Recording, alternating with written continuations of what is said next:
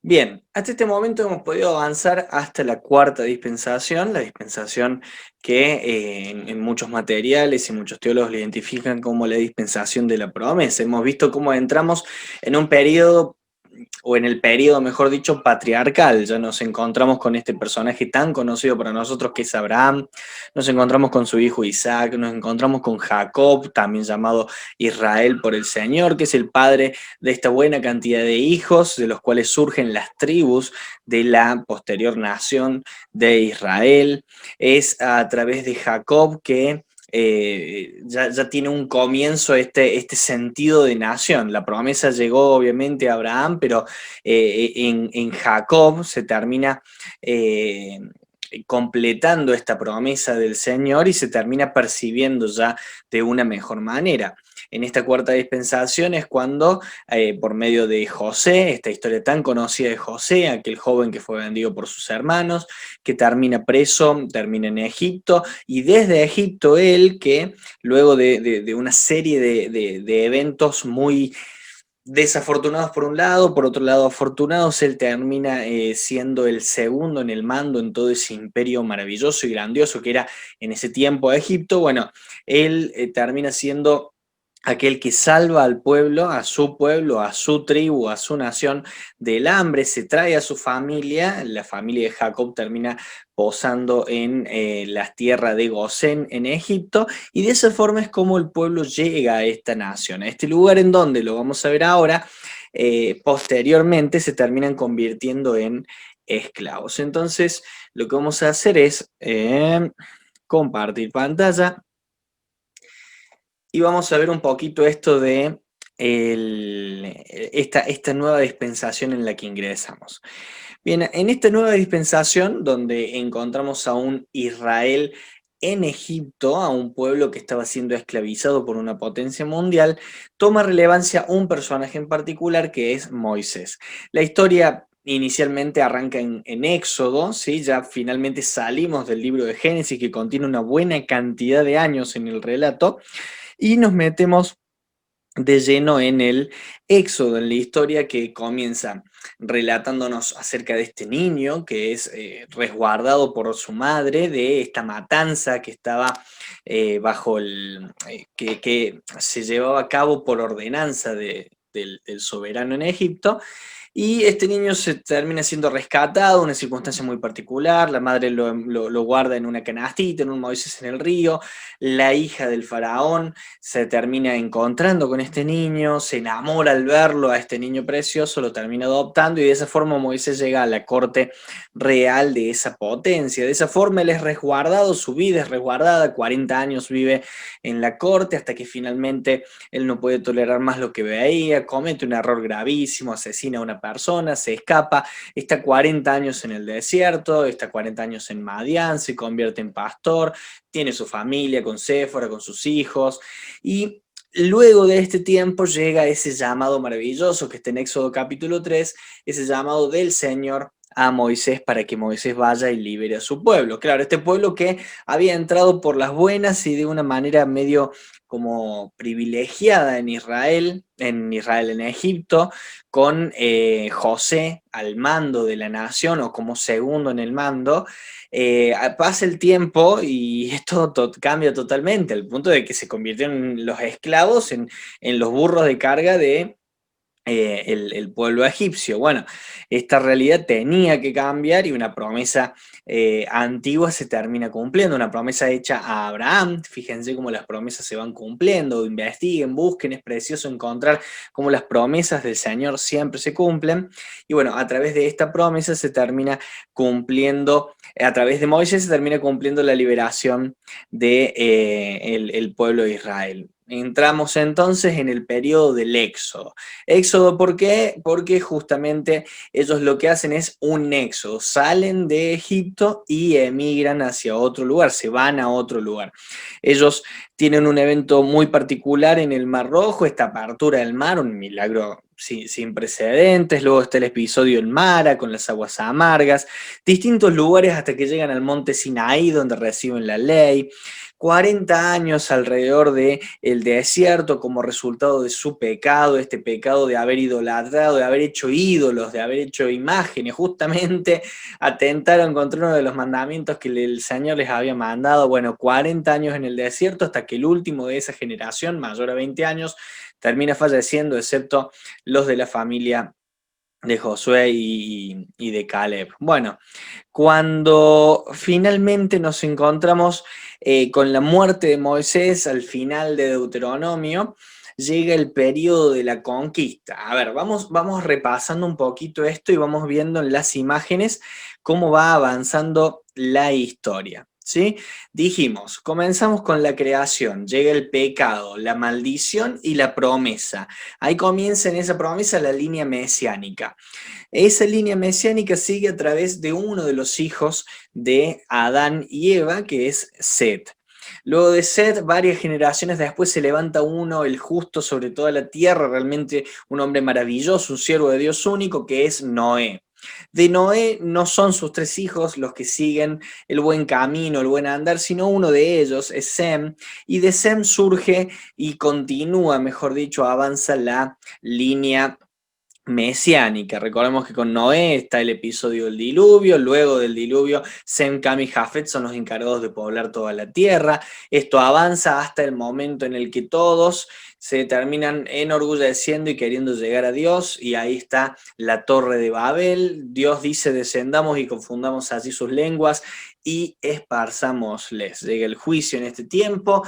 Luego continúa la historia, se empiezan a establecer en función de las lenguas que cada uno hablaban en distintos pueblos, se empiezan a crecer las ciudades, y de Ur de los Caldeos el Señor llama a una persona muy particular llamada Abraham.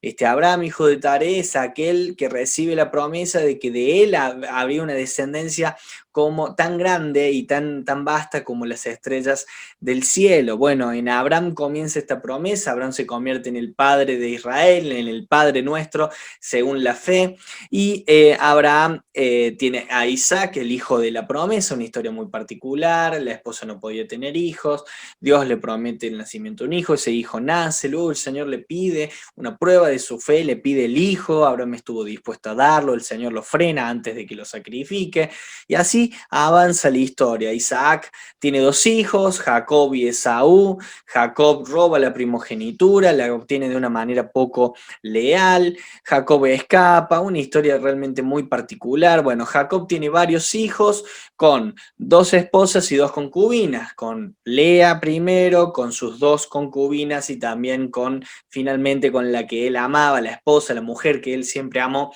que es Raquel, con quien tiene a José y a Benjamín.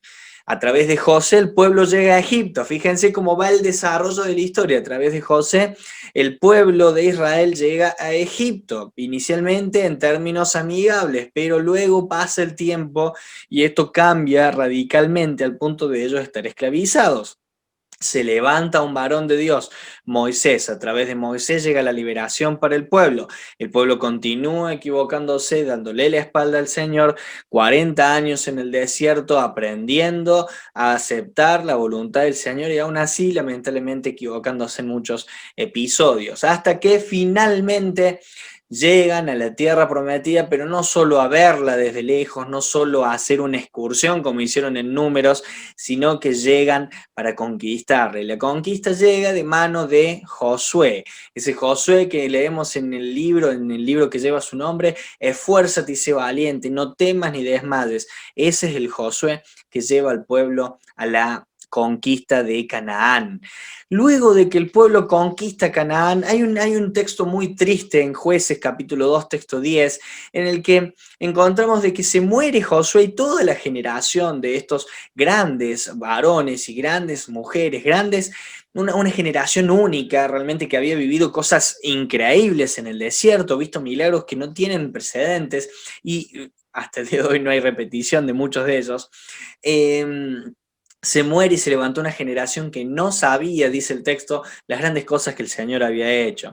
Y ese periodo, el periodo que nosotros conocemos como el de los jueces, y hay un libro que se llama Los jueces, es un periodo en el que cada uno hacía lo que bien le parecía. No había nadie que esté como regente en el pueblo.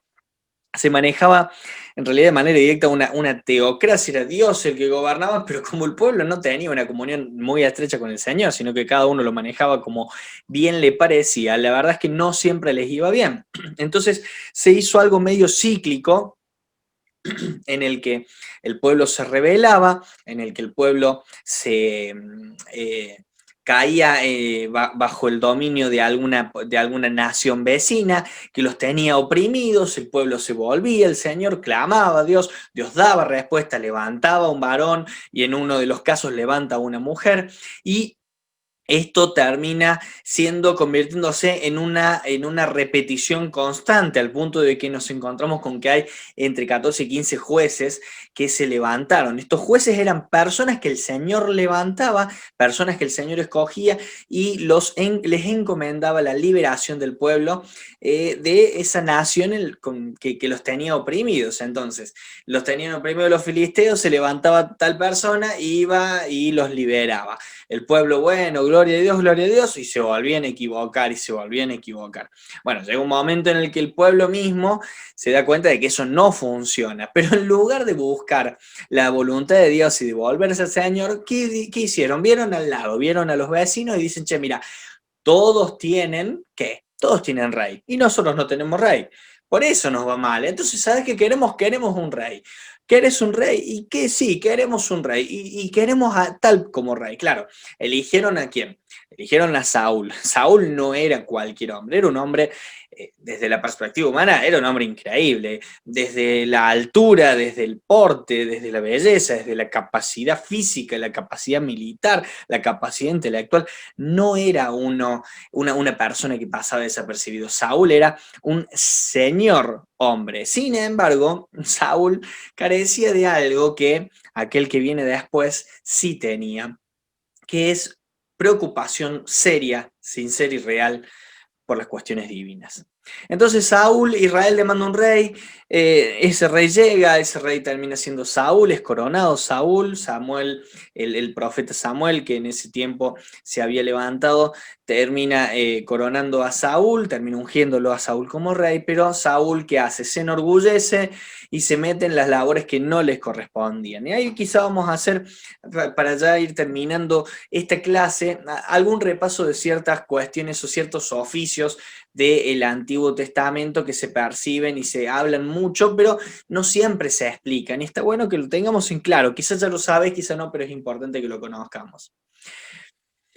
He dicho la palabra profeta hace un rato, en alguna de las clases hemos nombrado lo que es la palabra sacerdocio y también hemos nombrado lo que es el oficio del rey. Bueno, el profeta es aquel que trae un mensaje de parte de Dios para el pueblo, ¿sí? El profeta es aquel que comunica el mensaje de parte de Dios hacia el pueblo. El sacerdote hace la labor contraria o hace la labor inversa, ¿sí? Es aquel que traslada, comunica un mensaje de parte del pueblo hacia Dios, desde la adoración, desde la súplica, desde el pedido de perdón, el clamor, el sacerdote intercede por el pueblo. Entonces, el profeta es aquel que usa a Dios para enviar su mensaje, el sacerdote es aquel a quien el pueblo acudía para enviar algún tipo de mensaje a Dios que puede ir desde ofrenda hasta el clamor y pedido. El rey es aquel que gobierna, ¿sí? La verdad que no hace falta que definamos mucho el concepto de rey, creo que todos lo tenemos en claro, pero bueno, el rey es aquel que gobierna. Hubo personajes en el Antiguo Testamento que cumplieron dos roles, no todos, por ejemplo, David fue profeta porque hay muchos de los salmos en los que él habla de manera profética, el Señor le revela cosas del futuro y David fue rey. Luego tenemos a una persona como Samuel. Samuel ofició como juez, esto que yo expliqué hace un ratito, como juez, aquel que el Señor levantó para que el pueblo se enderezara, y Samuel fue profeta. Y así encontramos una serie de, eh, de actividades, de oficios que se van desarrollando en el Antiguo Testamento y que hacen que se empiece a vislumbrar un poco ciertas acciones que en el Nuevo Testamento van a ser necesario que las comprendamos para entender muy bien qué se va a hacer en nuestra vida, qué se hace en nuestra vida y qué se hará en el futuro. Bueno, para esta clase con esto vamos a cerrar y luego vamos a terminar en la siguiente, esta quinta dispensación y avanzar con el desarrollo del panorama general de la Biblia.